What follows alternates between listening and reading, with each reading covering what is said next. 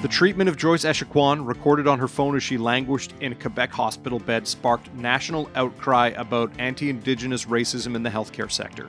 Now, a coroner's report has found that racism, in fact, played a role in her death. I'm Dave Breckenridge, and this is 10-3. Montreal Gazette columnist Allison Haynes joins me to discuss the findings of the report, how it highlights long-standing issues in Quebec, and how the Premier's response could stall efforts to address them. Don't forget you can find us on Spotify, Apple Podcasts, Google, wherever you get your favorite podcasts. I'd love it if you could leave us a rating, a review, and tell your friends about us. Allison, while the case of Joyce Echaquan is familiar to many in Canada, for those who don't know, if you can give us a bit of background, who was she and how did she die? So Joyce Echaquan is a Atikamekw woman from Manawan, Quebec, which is in central Quebec, about an hour or two east of Montreal. She was a 37-year-old mother of 7, a wife, a daughter, a friend, and she had a lot of health problems. And she went to the hospital in Joliette last September complaining of severe stomach pain, and 2 days later, she was dead. And her death, she was an Indigenous woman, and the hospital didn't take her complaint seriously. And Miss Echaquan's legacy is that she took a Facebook Live video of the treatment she was getting in hospital. And basically it showed her being racially abused and insulted by 2 staff members who were supposed to be caring for her. And this video was basically like a George Floyd moment for Quebec. It showed unacceptable and disgusting treatment of an Indigenous person in a hospital, not just not taking them seriously, which also happened, but also being taunted and mocked basically on her deathbed. Had she not had the wherewithal to get her phone while she was in pain and suffering in the hospital and record these awful moments, we may not have known about her case, right? We wouldn't have known, and we wouldn't have believed, and we wouldn't have seen what actually happens inside institutions, how Indigenous people are treated. I think that was the thing. And not only did she have the wherewithal and the courage to try to record and broadcast what was happening to her, there was a point at which the nurses were trying to take her phone and erase what she'd done, but managed not to be able to do that. That came out in the coroner's inquest that was released this week. But yeah, she had the amazing courage to actually show the horrible treatment she was getting, not just in terms of the medical staff not doing the right things, but actually verbally abusing her. I do want to talk about the coroner's report, as you mentioned, but before we get to that, what was your recollection of the incident at the time, the reaction in Quebec, how her death and her treatment was discussed at the time?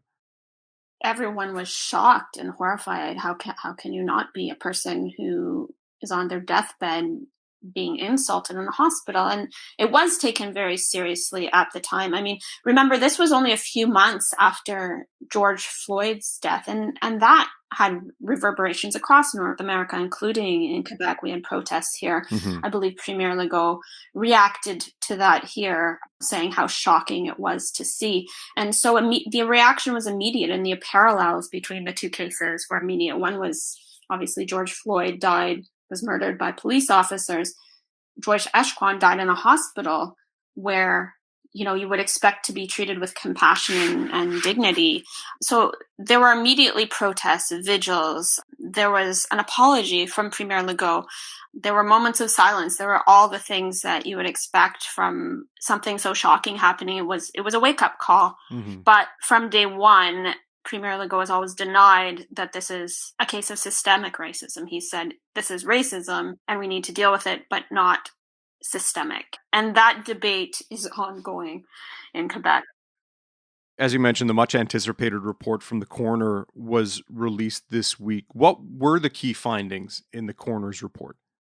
Well, the coroner's report found that Joyce Echaquan, her death was preventable. it was ruled accidental. No one tried to kill her. Hmm. But from beginning to end, her treatment in hospital was basically a textbook case of systemic racism. The coroner found that it wasn't just the horrifying video of them saying awful things to her.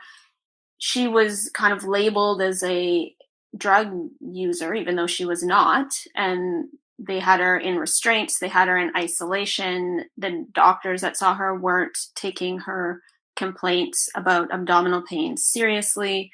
They basically dismissed her as a junkie in withdrawal, just there to try to get drugs. And there were a few staff members who were compassionate. A young nursing student who was kind of left in charge of her, but she was very much kind of dismissed, put in a room by herself, put in restraints, left alone. At a certain point, the insults happened, and then the next thing, she was unresponsive and rushed to the resuscitation room, and then she was gone. So the coroner's report made a whole bunch of recommendations about sensitivity training, different steps that can be put in place in the local hospital network, but also the first finding of a report is that this is systemic racism and it needs to be addressed as such in Quebec and in the health system. I will say this is not the first report to find systemic racism in Quebec's institutions. There was a 3-year exercise called the Vian Inquiry that looked at how Indigenous people are treated in all of Quebec's different public services, from policing to education to healthcare. And that also identified systemic racism as a problem. So the coroner, Jehan Kamal, her finding echoed this. She says it was a case in point and that this is something that needs to be addressed, that it would be sad if Joyce Echaquan died in vain without this being addressed. I know that the debate around racism in Quebec has been ongoing, as you said, at least since Joyce Echaquan's death, but prior to that. What was the reaction to this report? Is it held up as a vindication of the belief that, yes, there are issues with systemic racism in Quebec, or are there people in the province who are saying, well, we still can't call it systemic? Well, I'll back up a little bit. Last week, on the anniversary of Joyce's death, on the eve of National Truth and Reconciliation Day, there was some very heated debates, very partisan debates in the National Assembly, with the opposition asking questions to Premier Legault about, will you finally recognize systemic racism? And the debates kind of degenerated. It wasn't anyone's finest moment in terms of the partisanship that was shown during those debates that were supposed to be a commemoration of the death of Joyce Echaquan. So things got pretty heated. And by the end of the week, Legault also made some awkward comments about how we're not going to have a holiday for Truth and Reconciliation Day in Quebec because we need productivity. And then Coroner Kamel's report was actually released on the Friday because she found out media already had it. This was ahead of her planned press conference on Tuesday. Okay. By that point, over the weekend, there was no reaction to the report from the government. But on Monday morning, Legault put out a more conciliatory statement where he recognized his responsibility in the degeneration of the debate the week before, and saying he takes racism seriously and we must fight it and all those good things. So to his credit, he was trying to dial things down.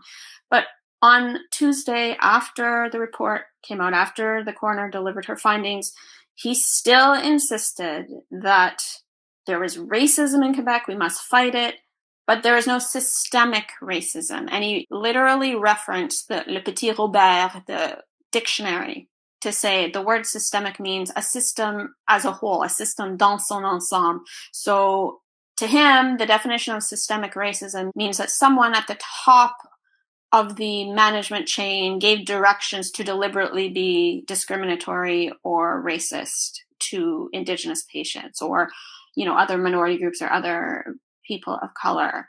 And he still refuses to accept the findings. And like I said, there was the Vian report. There was a Office de Consultation Publique de Montréal held hearings into systemic racism and discrimination, came to the same conclusions. There have been human rights tribunal decisions that have come to this conclusion. Now, a coroner's report and the testimony and the stories and examples given by Indigenous leaders, other Indigenous people, other Indigenous patients in the same hospital. And Legault still refuses, even though he's trying to take a more conciliatory tone, he still refuses to acknowledge systemic racism exists in Quebec. For people across the country, this was kind of brought to light, possibly for the first time after the federal leaders' debates during the election, when there was discussions around Quebec's secularism bill and calls of racism against the province and the way that Premier Legault reacted. But is this a blind spot for him and many others in the political class in Quebec? And I understand, like, no one wants to come out and really admit that, oh yeah, you know, we're at the top of a racist system. But does this hurt the premier politically and show his inability to reconcile kind of the truth that's in front of him with wanting to protect the reputation of the province? I'll preface this by saying that I don't think Quebec is any more racist than anywhere else in the country or the continent. It has its problems and it has its good points, just like everywhere else. But is this a blind spot or is it a deliberate decision, a political decision? I think Premier Legault is a nationalist, and part of his response to the question of the debate question in the English debate was to kind of rally the troops. He himself is facing election in another year. He's very popular, and he's already sort of has plans for the lead up to the campaign, which will be in about a year's time. He'd already kind of waded into the federal election saying who he thought Quebecers should vote for. He's very paternalistic sometimes in that way, and he knows very well that Quebecers do not like being criticized by people they view as outsiders, whether that's, you know, in the rest of Canada or elsewhere in the world, and they get very defensive about that. And they don't like people inside or outside Quebec saying that Bill 21 is discriminatory because it's a popular bill that a lot of people support. So I don't think Legault loses anything politically with his supporters. He kind of speaks for a silent majority, conservative-minded voters. A lot of his support is in the regions where there isn't a lot of diversity. A lot of his support is in suburban areas that don't have as much diversity. So he positions himself to speak for, you know, Monsieur et Madame tout le monde in Quebec. And his reasons for refusing to acknowledge the systemic nature of racism, because he feels like this is putting a label on all Quebecers and it's counterproductive, and that we can't have this debate about what to do about it. We should just try to solve racism. We shouldn't have a debate about what to do with him. I don't think it hurts him politically with his base, but I do think he's missing an opportunity to bring real reconciliation, because this is a sticking point for Indigenous and minority groups in Quebec who don't feel that they belong in Premier Legault's Quebec. And is that his take on the issue, or his insistence that what's happening doesn't meet the dictionary definition of systemic? Does that prevent the province from fully addressing the issue? Like, how can people buy into the idea that the government wants to address racism in Quebec without acknowledging that there are systems in place that just are not naturally, but have become discriminatory? It's not that Quebec is that much different than anywhere else, other than its insistence that this has really become a very politicized, polarizing issue. But I think it does impede being able to address it, because in his definition, it's top-down marching orders to be discriminatory or racist, which I don't think is the case. I don't think it's the case in a hospital or in the police force or anywhere that they're saying go out there and do discriminatory things. But that's the thing about systemic discrimination. If he's so focused on the word systemic, but the definition that the coroner used is a much longer one that talks about unconscious biases, institutional indifference, all these insidious things that are part and parcel of what systemic racism is. And I think it's very difficult to address that if you're just looking for the most egregious cases. And the other thing is, by his own definition, with his denial,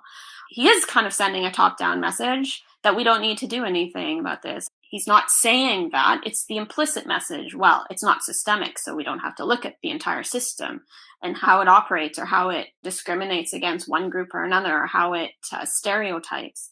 So to be fair, they have taken a lot of measures, sensitivity training and outreach programs and changing some of the management and firing some employees at the Joliette Hospital where this happened. But Indigenous communities and leaders and groups and individuals are saying, well, this isn't an isolated case. Mm-hmm. This is happening here. It's happening there. It's happening in child welfare system. It's happening in how the police are operating at all these different things in the justice system. And the Vian report looked at all of these things. And 2 years ago, the year before Ms. Echaquan died, almost to the day, he released a report finding, 488 pages. It was looking at the treatment of Indigenous people in Quebec's public services. So it was still a debate, but before it was as heated as it is now, this has been documented. Does it hinge on one word? Does his commitment to wanting to address racism supersede the need to address this? That's a good question. And it seems unlikely that it's going to be able to be addressed if what racism means and how it plays out isn't examined. Well, it is an important discussion, not just in Quebec, but in Canada as a whole. Allison, thanks for your time. Thank you for having me. 10-3 is produced by Sean Knox, theme music by Bryce Hall. Thanks to my guest Allison Haynes, more from her at MontrealGazette.com. I'm Dave Breckenridge. Thanks for listening.